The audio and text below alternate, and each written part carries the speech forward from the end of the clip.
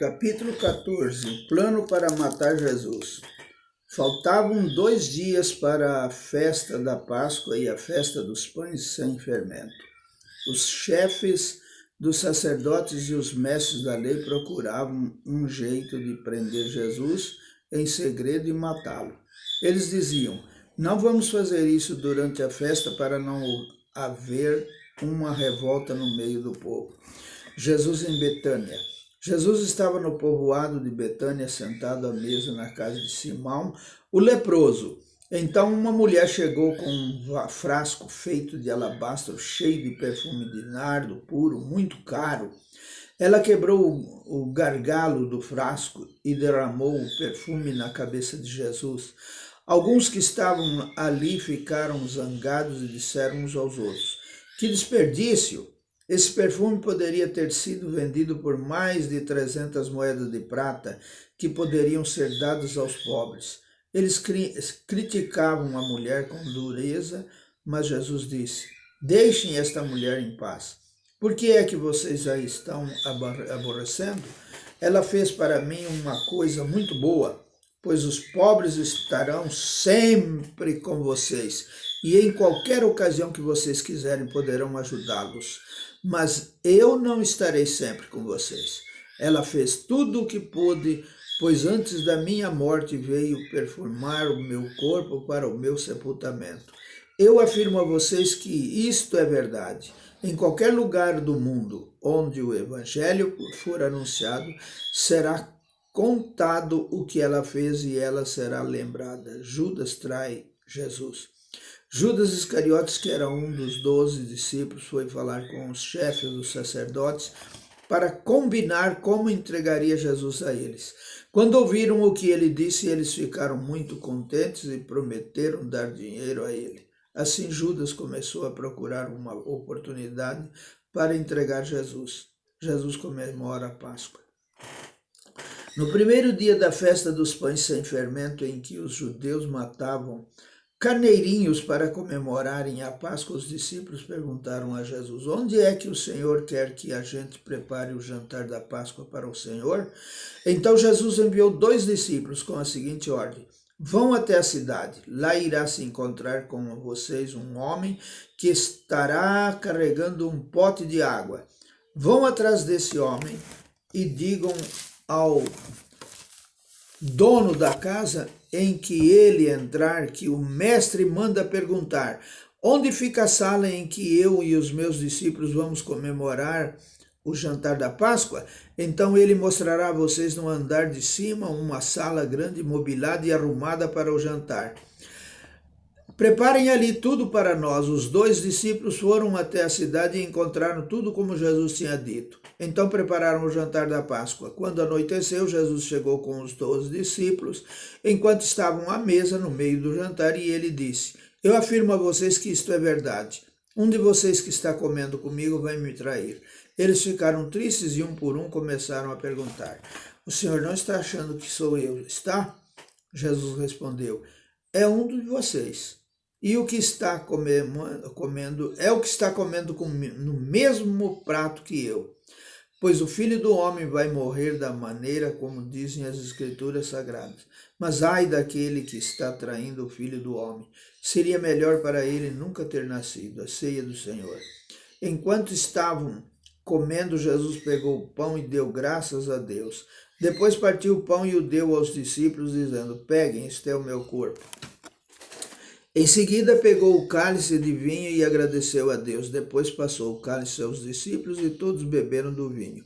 Então Jesus disse: isso é o meu sangue que é derramado em favor de muitos, o sangue que garante a aliança feita por Deus com o seu povo. Eu afirmo a vocês que isto é verdade. Nunca mais beberei desse vinho até o dia em que beberem com vocês um vinho novo no reino de Deus. Então eles cantaram canções de louvor e foram para o Monte das Oliveiras. Jesus avisa Pedro. Jesus disse aos discípulos: todos vocês vão fugir e me abandonar, Pois as escrituras sagradas dizem, matarei o pastor e as ovelhas serão espalhadas, mas depois que eu for ressuscitado, irei adiante de vocês para a Galiléia. Então Pedro disse a Jesus, eu nunca abandonarei o Senhor, mesmo que todos o abandonem. Mas Jesus lhes disse, eu afirmo a você que isto é verdade. Nesta mesma noite, antes que o galo cante 2 vezes, você dirá 3 vezes que não me conhece. Mas Pedro repetia com insistência, eu nunca vou dizer que não o conheço, mesmo que eu tenha de morrer com o Senhor. E todos os outros discípulos disseram a mesma coisa. Jesus no jardim do Getsêmani. Jesus e os discípulos foram a um lugar chamado Getsêmani e Jesus lhes disse, sentem-se aqui enquanto eu vou orar. Então Jesus foi levando consigo Pedro, Tiago e João. Aí ele começou a sentir uma grande tristeza e aflição e disse a eles, a tristeza que estou sentindo é tão grande que é capaz de me matar. Fiquem aqui vigiando. Ele foi um pouco mais adiante, ajoelhou-se, encostou o rosto no chão e pediu a Deus que, se possível, afastasse dele aquela hora de sofrimento. E ele orava assim, Pai meu, Pai, Tu podes fazer todas as coisas. Afasta de mim este cálice de sofrimento. Porém, que não seja feito o que eu quero, mas o que Tu queres. Depois voltou e encontrou os 3 discípulos dormindo. Então disse a Pedro, Simão, você está dormindo? Será que não pode vigiar nenhuma hora? Vigie e ore para que não sejam tentados. É fácil querer resistir à tentação. O difícil mesmo é conseguir. Jesus foi outra vez e orou, dizendo as mesmas palavras. Em seguida voltou ao lugar onde os discípulos estavam e os encontrou de novo dormindo. Eles estavam com muito sono e não conseguiram ficar com os olhos abertos e não sabiam o que responder a Jesus. Quando voltou pela 3ª vez, Jesus perguntou, vocês ainda estão dormindo e descansando? Basta, chegou a hora e o Filho do Homem está sendo entregue nas mãos dos maus. Levante-se e vamos embora. Vejam aí, vem chegando o homem que está me traindo. Jesus é preso. Jesus ainda estava falando quando chegou Judas, um dos 12 discípulos.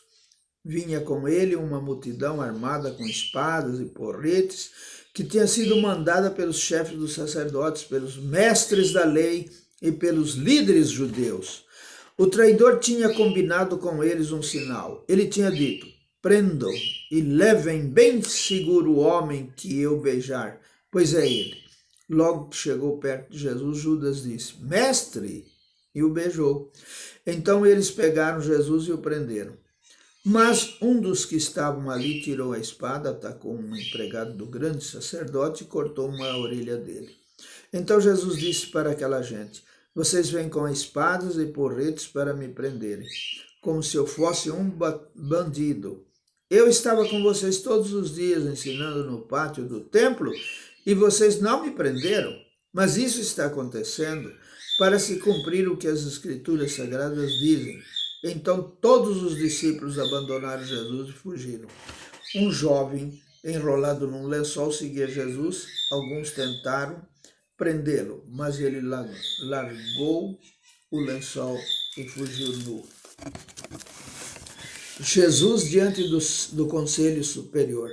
Em seguida levaram Jesus até a casa do grande sacerdote, onde estavam reunidos os chefes dos sacerdotes, alguns líderes dos judeus e alguns mestres da lei. Pedro seguiu Jesus de longe e entrou no pátio da casa do grande sacerdote e ele sentou-se perto do fogo com os guardas para se esquentar. Os chefes do sacerdote e todo o conselho superior estavam procurando encontrar alguma acusação contra Jesus, a fim de o condenarem à morte.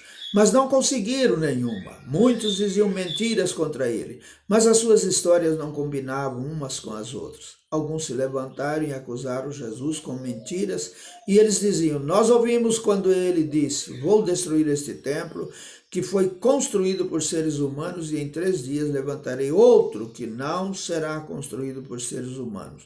Mesmo assim, as suas histórias não combinavam umas com as outras. Aí, o grande sacerdote se levantou no meio de todos e perguntou a Jesus: você não vai se defender dessa acusação? Mas Jesus ficou calado e não respondeu nada. Então o grande sacerdote tornou a perguntar: você é o Messias, o Filho do Deus bendito? Jesus respondeu: sou.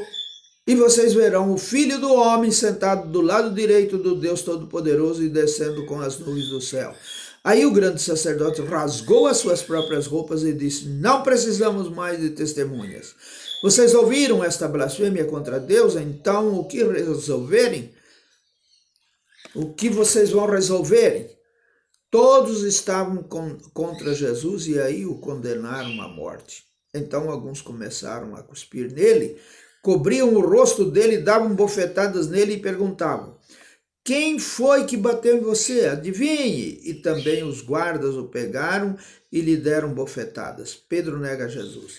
Pedro ainda estava lá embaixo no pátio quando apareceu uma das empregadas do grande sacerdote. Ela viu Pedro esquentando perto do fogo, olhou bem para ele e disse: você também estava com Jesus de Nazaré. Mas ele negou, dizendo: eu não conheço, não sei do que é que você está falando. E saiu para o corredor. Naquele momento o galo cantou. Quando a empregada viu Pedro ali, começou a dizer aos que estavam perto: este homem é um deles. Mas ele negou outra vez. Pouco depois, as pessoas que estavam ali disseram de novo a Pedro: não há dúvida de que você é um deles, pois você também é da Galileia. Aí Pedro disse: juro que não conheço esse homem. De quem vocês estão falando? Que Deus me castigue se não estou dizendo a verdade. Naquele instante o galo cantou pela segunda vez e Pedro lembrou que Jesus lhe tinha dito: antes que o galo cante 2 vezes, você dirá 3 vezes que não me conhece. Então Pedro caiu em si e começou a chorar.